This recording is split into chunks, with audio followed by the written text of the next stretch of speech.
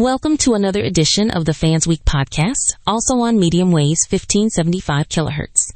From Paris, I'm Jessica Carter-Wilson. Gucci's Florence pilgrimage. Luxury brand tries to cure sales bleed with sacred tour. By Jessica Carter-Wilson, fansweek.org, Florence, April 16, 2026. Today's news, Gucci reported an 8% drop in first quarter sales, with revenue plunging from 10.5 billion euros to roughly 6 billion euros.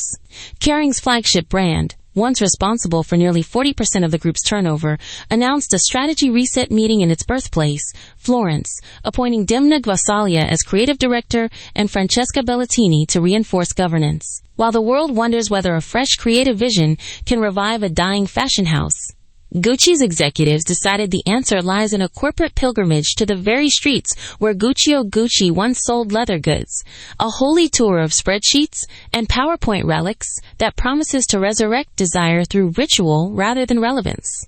Holy PowerPoints and relic slides. The strategic summit in Florence resembled a high school history lesson more than a boardroom forum.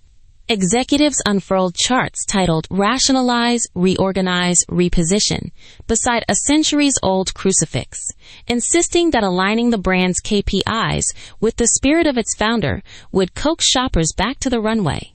The atmosphere was equal parts incense and Excel, with each slide exhaling the faint scent of freshly printed balance sheets. We believe that if we align our key performance indicators with the soul of Gucci, the spirits of our customers will return to our boutiques, proclaimed Francesca Bellatini, who swapped banking spreadsheets for holy water in a move that would make a monk blush.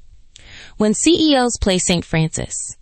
Luca De Meo, the former Renault chief who now fashions luxury as if it were an assembly line, offered to, quote, optimize the romantic yearning of the millennial consumer with a Six Sigma approach.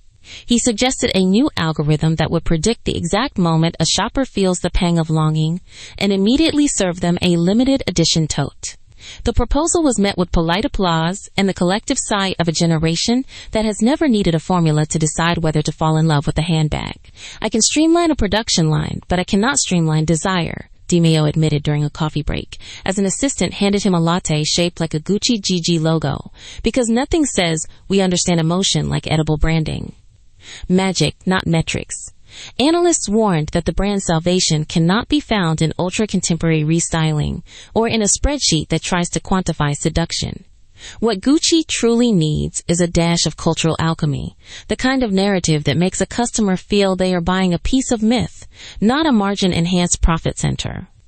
In the age of AI-generated trends, this means hiring a storyteller who can summon the spirit of a Renaissance patron without first citing an ROI forecast.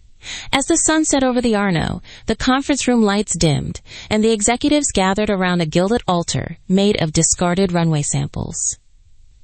They lifted their crystal glasses, filled with something that tasted faintly of vintage leather, and toasted to the revival of desire, trusting that a few solemn vows in Florence would be enough to pull the brand out of its sales grave.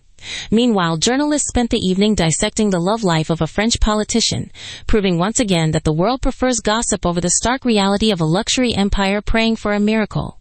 That's all from today. From Paris, I'm Jessica Carter-Wilson.